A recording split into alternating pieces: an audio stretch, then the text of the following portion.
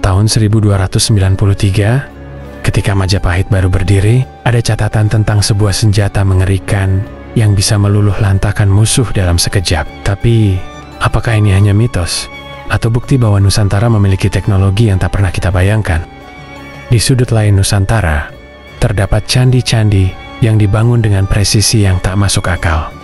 Borobudur, misalnya, struktur batu raksasa yang dirancang tanpa semen, tapi mampu bertahan lebih dari 1000 tahun.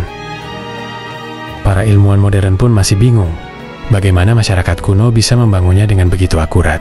Dan yang paling mencengangkan, pada relief di beberapa candi, terdapat gambar yang mirip dengan kendaraan terbang. Apakah ini sekadar kebetulan? Atau ada sesuatu yang lebih besar yang belum terungkap? Dalam video ini kita akan menggali lebih dalam tentang kemungkinan keberadaan teknologi canggih di Nusantara kuno. Apakah itu ilmu mistis yang dilupakan, ataukah warisan peradaban maju yang hilang? Saat kita berbicara tentang peradaban maju di dunia kuno, yang pertama muncul di benak banyak orang, mungkin Mesir, Mesopotamia, atau Romawi. Tapi bagaimana kalau ternyata Nusantara punya sejarah yang lebih luar biasa, tapi dengan sengaja dihapus dari catatan sejarah? Candi Borobudur dan Candi Prambanan dibangun dengan presisi yang sulit dijelaskan oleh teknologi saat itu. Batu-batu raksasa disusun tanpa perekat, tapi tetap kokoh selama berabad-abad. Apakah masyarakat kuno punya metode konstruksi yang hilang? Lalu Gunung Padang, struktur batu yang diduga lebih tua dari piramida Giza. Ada teori yang menyebutkan kalau ini bukan sekadar bukit, tapi fondasi sebuah bangunan raksasa yang tersembunyi. Tapi yang bikin lebih aneh, banyak dari situs ini tidak pernah benar-benar diteliti secara maksimal, seolah ada sesuatu yang tidak ingin diungkap. Java wasn't an island. It was the southernmost part of a vast Southeast Asian continent, a continent that geologists call Sundaland. Banyak cerita tentang benda-benda Nusantara kuno yang memiliki kekuatan luar biasa. Keris Empu Gandring, keris legendaris yang dipercaya bisa membunuh tanpa disentuh. Apakah ini bukti senjata dengan ilmu pengetahuan metalurgi tinggi? Atau ada unsur lain yang lebih mistis? Lalu, senjata api Majapahit. Ada dugaan kalau pasukan Majapahit sudah mengenal bubuk mesiu sebelum bangsa Eropa datang. Tapi kenapa fakta ini jarang dibahas? Banyak catatan yang menyebutkan prajurit kerajaan bisa menghilang atau memiliki kekuatan fisik luar biasa. Apakah ini bentuk meditasi tingkat tinggi?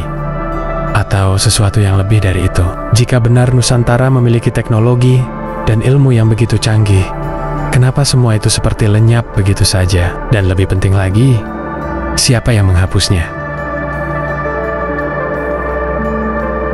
Sejarah yang kita pelajari di sekolah seringkali dimulai dengan zaman penjajahan, seolah Nusantara baru ditemukan setelah bangsa Eropa datang. Padahal sebelum itu, Nusantara adalah pusat perdagangan, budaya, dan ilmu pengetahuan. Banyak naskah kuno yang mengandung ilmu astronomi, teknik, dan kedokteran dihancurkan atau dibawa ke luar negeri. Contohnya adalah naskah-naskah kuno dari kerajaan Sunda dan Majapahit yang diduga hilang saat Belanda datang. Saat agama besar masuk ke Nusantara, banyak kepercayaan dan budaya lama mulai ditinggalkan. Ini bukan berarti agama adalah penyebab kehancuran, tapi transisi ini bisa saja menghapus bagian dari sejarah yang sudah ada. Beberapa kerajaan punya sistem aksara sendiri, seperti aksara Kawi dan Palawa. Tapi kenapa sekarang kita lebih akrab dengan huruf Latin dibanding aksara nenek moyang sendiri? Banyak kisah dalam sejarah yang didramatisasi ulang agar sesuai dengan narasi agama atau politik tertentu. Contohnya, tokoh seperti Ki Narok dan Gajah Mada sering dikaitkan dengan legenda yang bisa saja telah dimodifikasi. Ada teori yang mengatakan bahwa Nusantara bukan hanya sekadar peradaban maju, tapi mungkin punya sesuatu yang terlalu berharga untuk dibiarkan berkembang. Teori Atlantis di Nusantara pertama kali diperkenalkan oleh seorang ilmuwan Brazil, Aricio Santos, di dalam bukunya The Lost Continent, Finally Found. Menurutnya, Atlantis sebenarnya terletak di wilayah yang sekarang dikenal sebagai Indonesia dan Tenggara Asia. Aricio Santos berpendapat bahwa Indonesia adalah lokasi Atlantis berdasarkan beberapa alasan. Santos menyatakan bahwa wilayah yang kini dikenal sebagai Indonesia dulu merupakan bagian dari daratan luas bernama Sundaland. ribuan tahun lalu, sebelum berakhirnya zaman es. Kawasan ini adalah daratan besar yang menghubungkan Sumatera, Jawa, Kalimantan, dan semenanjung Malaya. Setelah zaman es berakhir, permukaan laut naik dan menenggelamkan sebagian besar wilayah ini, menyisakan kepulauan seperti yang kita lihat sekarang. Teori ini cocok dengan klaim Plato bahwa Atlantis hilang dalam semalam akibat bencana besar. Sundaland diyakini memiliki peradaban maritim maju. Banyak bukti menunjukkan bahwa nenek moyang bangsa Austronesia yang berasal dari Nusantara adalah pelaut ulung, jauh sebelum bangsa Eropa mengembangkan navigasi laut. Tahun 2020, penelitian dari National Geographic menemukan struktur aneh di dasar Laut Jawa yang menyerupai reruntuhan bangunan kuno. Ini meningkatkan spekulasi bahwa peradaban besar pernah ada di sana sebelum tenggelam akibat kenaikan permukaan laut. Beberapa mitos di Nusantara menyebutkan tentang ilmu yang hanya boleh diajarkan ke orang tertentu. Ini bukan sekadar legenda. Beberapa kerajaan memang memiliki ilmu rahasia yang tidak bisa diakses sembarangan. Dalam budaya Jawa, ada ajian yang konon membuat seseorang kebal atau bisa mengendalikan energi tertentu. Apakah ini hanya mitos atau ada sisa ilmu pengetahuan yang telah hilang? Banyak suku adat di Nusantara yang masih memegang tradisi kuno yang mungkin menyimpan potongan-potongan sejarah yang hilang. Suku Baduy menolak teknologi modern dan tetap memegang tradisi yang sama selama ratusan tahun. Apakah mereka tahu sesuatu yang tidak kita ketahui? Lalu sistem pengetahuan rahasia dalam budaya Bali. Bali dikenal dengan ajaran Hindu yang khas, tapi beberapa manuskrip kuno menunjukkan bahwa ada sistem filsafat yang lebih tua yang mungkin menyimpan ilmu Nusantara kuno.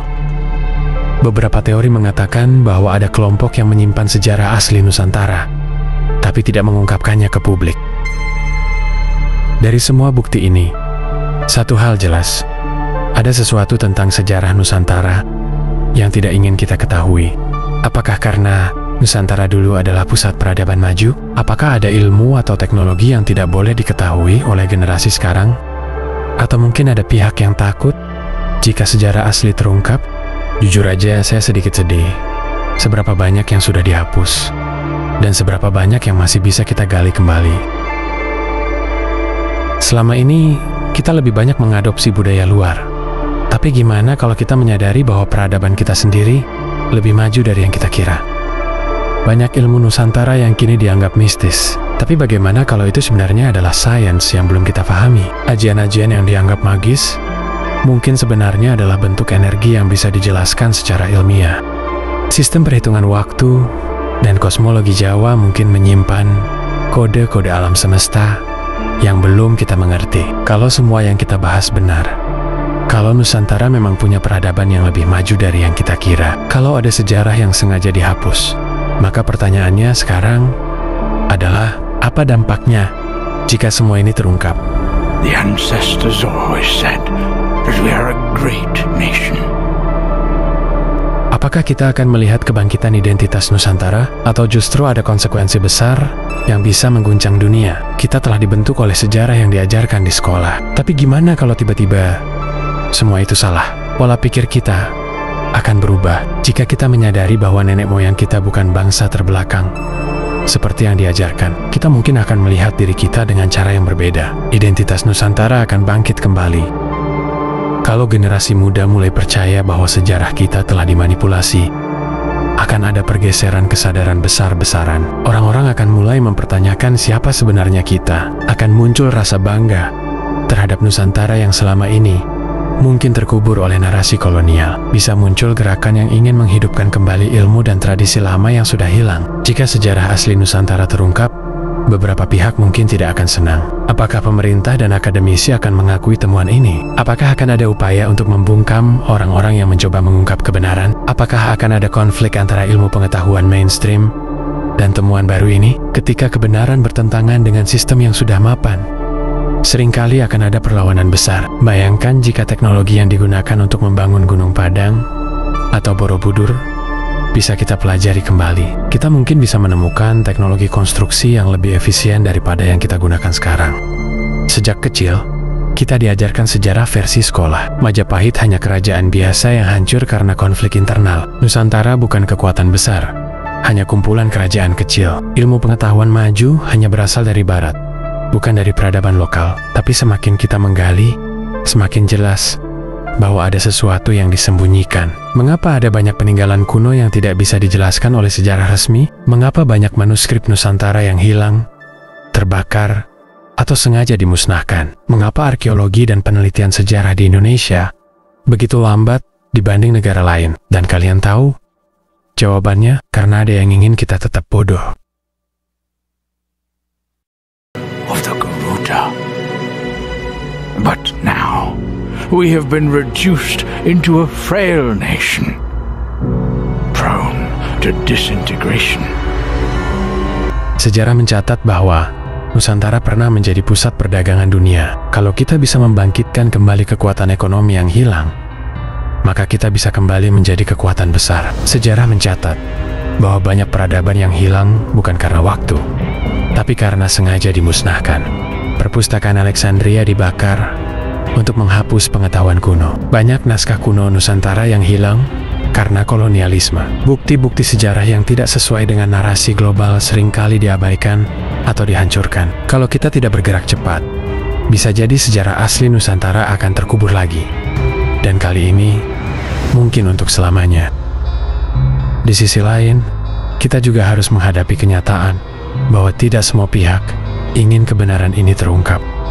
Pemerintah atau lembaga akademis mungkin tidak ingin mengakui sejarah ini karena bisa mengganggu sistem yang sudah ada. Pihak asing yang selama ini mengontrol narasi sejarah dunia mungkin akan berusaha menutupinya kembali. Media bisa digunakan untuk membentuk opini bahwa semua ini hanya teori konspirasi. Jika sejarah asli Nusantara terungkap, maka ini bukan sekadar pengetahuan baru. Ini adalah perubahan besar yang bisa mengubah cara kita melihat diri sendiri dan dunia.